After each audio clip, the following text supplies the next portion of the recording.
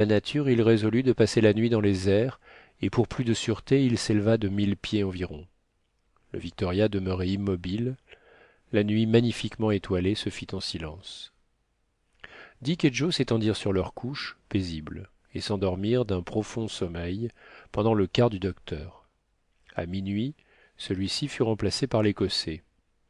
S'il survenait le moindre incident, réveille-moi, lui dit-il, et surtout ne perds pas le baromètre des yeux.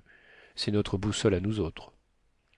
La nuit fut froide. Il y eut jusqu'à 27 degrés, 14 degrés centigrades, de différence entre sa température et celle du jour. Avec les ténèbres avait éclaté le concert nocturne des animaux que la soif et la faim chassent de leurs repaires. Les grenouilles firent retentir leur voix de soprano, doublée du glapissement des chacals, pendant que la basse imposante des lions soutenait les accords de cet orchestre vivant.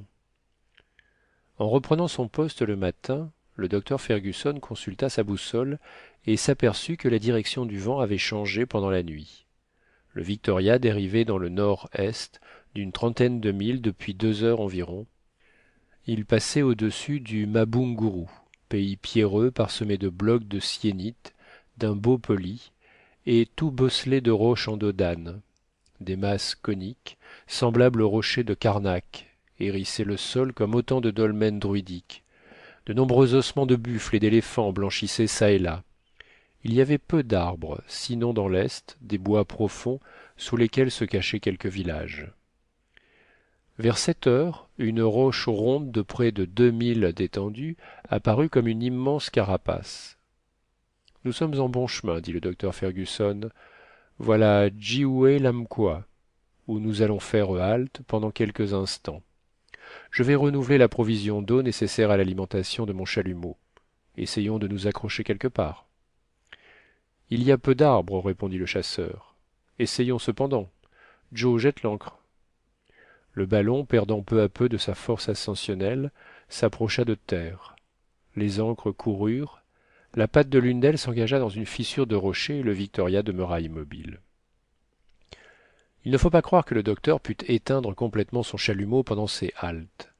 L'équilibre du ballon avait été calculé au niveau de la mer.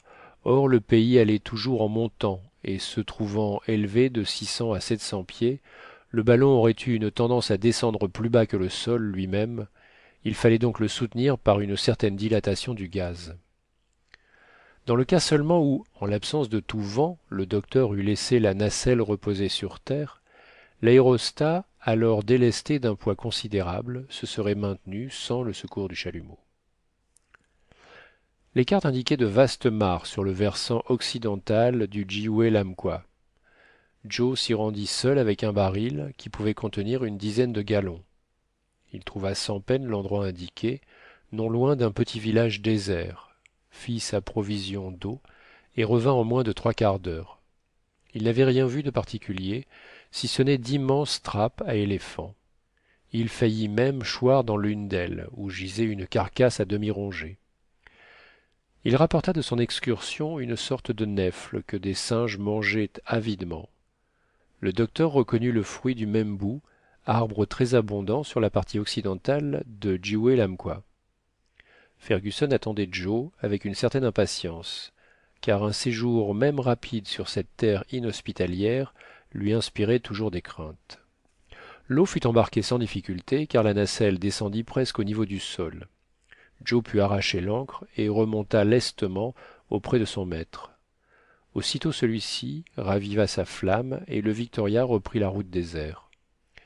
Il se trouvait alors à une centaine de milles de Kazeh, important établissement de l'intérieur de l'Afrique, où, grâce à un courant de sud-est, les voyageurs pouvaient espérer de parvenir pendant cette journée.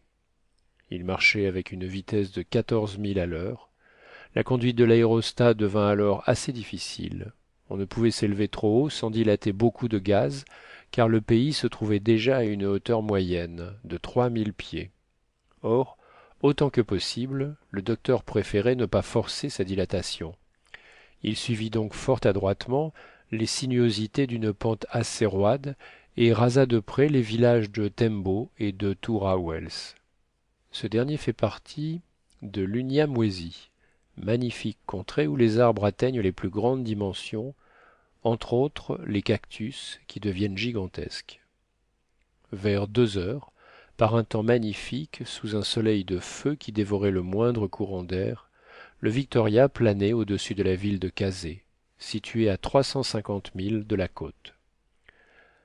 Nous sommes partis de Zanzibar à 9 heures du matin, dit le docteur Fergusson en consultant ses notes, et après 2 jours de traversée, nous avons parcouru, par nos déviations, près de 500 milles géographiques, près de 200 lieues.